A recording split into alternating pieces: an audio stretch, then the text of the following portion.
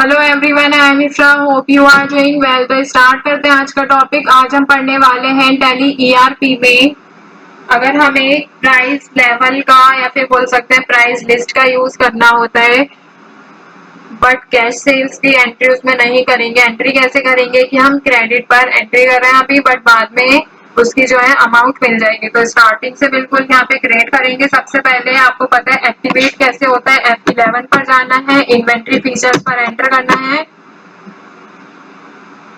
Company को select करेंगे। यहाँ पे आता है इनवॉइसिंग में सबसे लास्ट ऑप्शन होता है use separate discount column in invoices, आपको इसको यस रखना है। फिर यहाँ पे आता है सेल्स मल्टीपल, सेल्स मैनेजमेंट में यूज मल्टीपल प्राइस लेवल, इसको भी यस रखना है।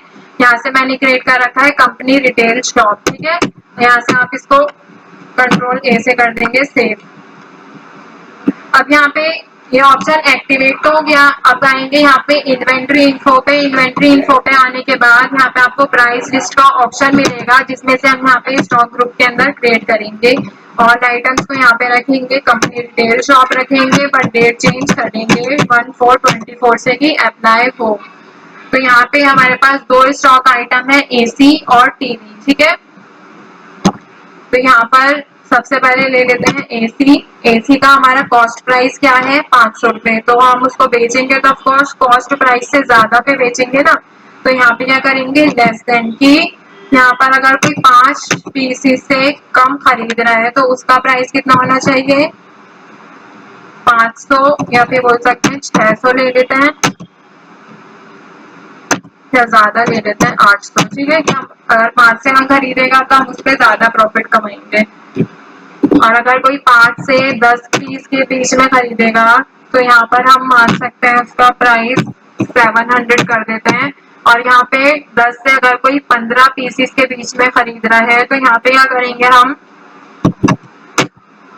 सेम अमाउंट रखेंगे या फिर 50 रुपए का फर्क रख लेते हैं, 650, ठीक है। और अगर कोई 15 से 20 के बीच में, आप मतलब 15 हो या 16, 17, 18, 19, 20 इतने पीसेस कोई परचेज कर रहा है तो यहाँ पे 600 रुपए में उसे मिलेगा। और यहाँ पे कोई 20 से ज्यादा परचेज कर रहा है तो उसको 500 रुपए में ही हम इसको सेल कर देंगे, ठीक है। फिर दूसरी बात आती है यहाँ पे टीवी की। स्टॉक आइटम टीवी में टीवी भी है, तो हम यहाँ पे टीवी के लिए भी क्या कर रहे हैं, प्राइस लिस्ट को बना रहे हैं। तो यहाँ पे टीवी में भी 5 से कम इसका 1000 है, तो हम यहाँ पे 1300 के अकॉर्डिंग बेचेंगे। 5 से 10 के बीच में अगर कोई खरीदता है तो हम 100 रुपए कम कर लेते हैं, यहाँ पर 1200 कर लेते हैं। 10 से 15 के बीच में अगर कोई क्वांटिटी परचेज कर रहा है टीवी की तो यहाँ पे 1100 कर लेते हैं। अगर कोई 15 से 20 पीसेस के बीच में यहाँ पे परचेज करेगा तो आपको क्रिएट करना आना चाहिए, इससे बहुत ज्यादा फायदा होता है, हमारा टाइम बचता है, ठीक है। तो यहाँ पे क्या करना है आपको, 1050 या फिर पूरा 1000 ही कर देते हैं। और अगर कोई 20 से ज्यादा खरीदेगा तो हम उसको 900 रुपए में बेच देंगे। अगर आपको डिस्काउंट ऐड करना है तो यहाँ पे क्या करेंगे, आप डिस्काउंट 4% ऐसे लगा सकते हैं, बट अभी हमने डिस्काउंट कैश सेल्स में देख लिया है। अभी हम नॉर्मल एंट्री यहाँ पे करते हैं और एंड ऑफ लिस्ट करते हैं। अगर और स्टॉक आइटम होते तो हम यहाँ से भी क्रिएट कर सकते थे उनके लिए प्राइस लिस्ट को, ठीक है। तो यहाँ से क्या करेंगे, हम टॉपिक को एंड करते हैं ये वाला। अब आगे बढ़ते हैं इसी में। तो यहाँ पे क्या है कि हमने डिपॉजिट ट्रेडर जो हमारी कंपनी है, इसमें प्राइस लेवल ये रखा है कंपनी रिटेल शॉप, और कब से अप्लाई होगा, 1 अप्रैल 2024 से। अब क्या करना होगा, हमें कंपनी में आना है वापस, गेटवे ऑफ टैली में अकाउंटिंग वाउचर्स पे ओपन करेंगे। यहाँ पे आपको F8 पर एंट्री करनी है। F8 पर एंट्री करने के लिए क्या करेंगे, यहाँ पर सबसे पहले रेफरेंस नंबर डालेंगे 12, पार्टी अकाउंट नेम में क्या डालेंगे, अब यहाँ पे डेटर का नेम डालेंगे, जैसे हम अरुण डेटर ले लेते हैं, यहाँ पर एंटर करेंगे। अब यहाँ पे पूछ रहा है प्राइस लेवल, तो यहाँ पे हम क्या करेंगे, लिस्ट ऑफ प्राइस लेवल में अगर आपको एप्लीकेबल रखना है तो यहाँ से अप्लाई कर सकते हैं, अदरवाइज कंपनी रिटेल शॉप का ऑप्शन है, प्राइस लेवल जो हमने क्रिएट किया था वो यहाँ से सिलेक्ट करके एंटर कर देंगे। सेल्स लेजर में क्या करेंगे, सेल्स। अब यहाँ पे स्टॉक आइटम सारे आ जाएंगे।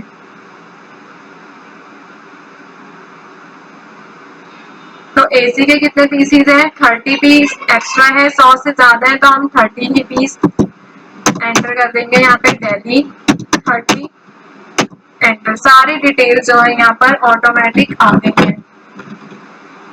ये किसके अकॉर्डिंग आया है? यहाँ पे 31 जुलाई के अकॉर्डिंग आया है। तो आप बोलेंगे यहाँ पे हमने अमाउंट अलग लिखा था, तो हमें क्या करना होगा? यहाँ पे F2 पर एंटर करेंगे 1424।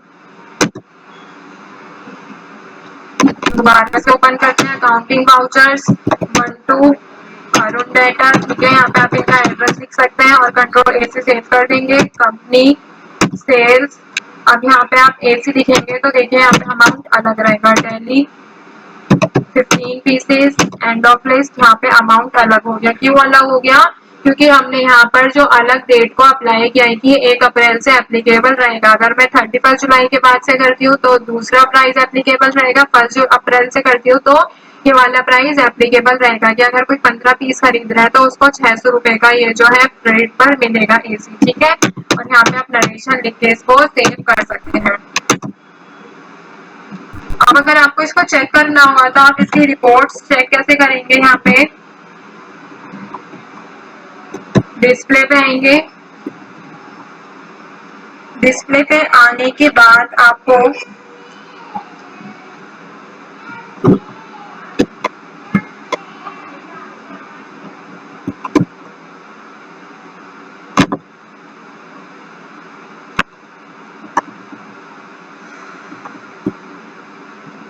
सेल्स ऑर्डर में जा रही हूँ मैं। इन्वेंट्री बुक्स में आएंगे। सेल्स, अरे यार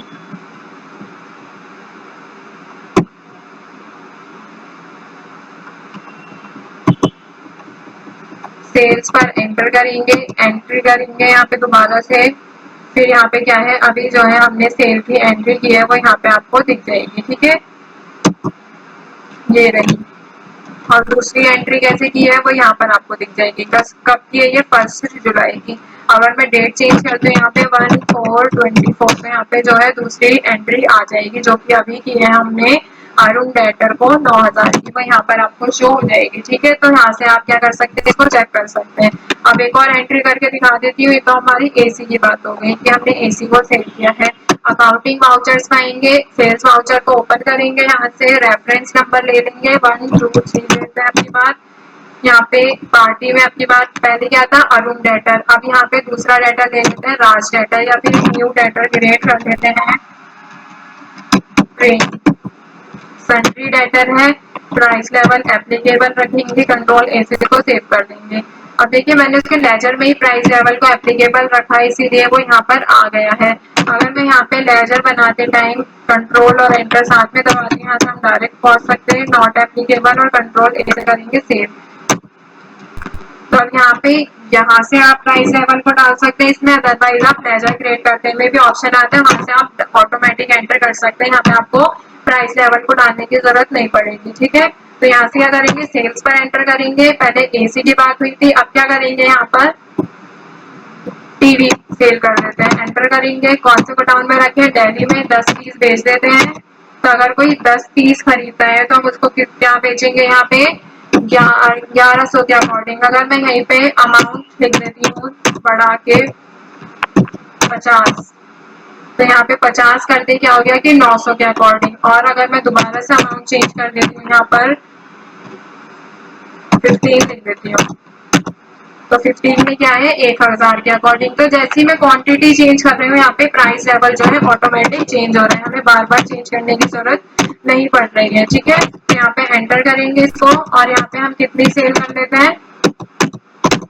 10 पीसीस सेल कर लेते हैं। तो यहाँ पे 1100 के अकॉर्डिंग हम 11000 का सामान जो है इसको बेच रहे हैं। तो यहाँ पे लिख सकते हैं बीइंग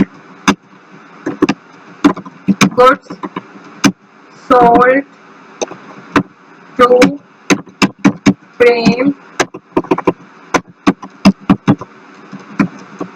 बेटर, और कंट्रोल ए से कर लेंगे सेव। तो आई होप आपको क्लियर हो गया होगा। वापस आएंगे डिस्प्ले पे। डिस्प्ले पे आने के बाद अकाउंट्स बुक पे जाएंगे।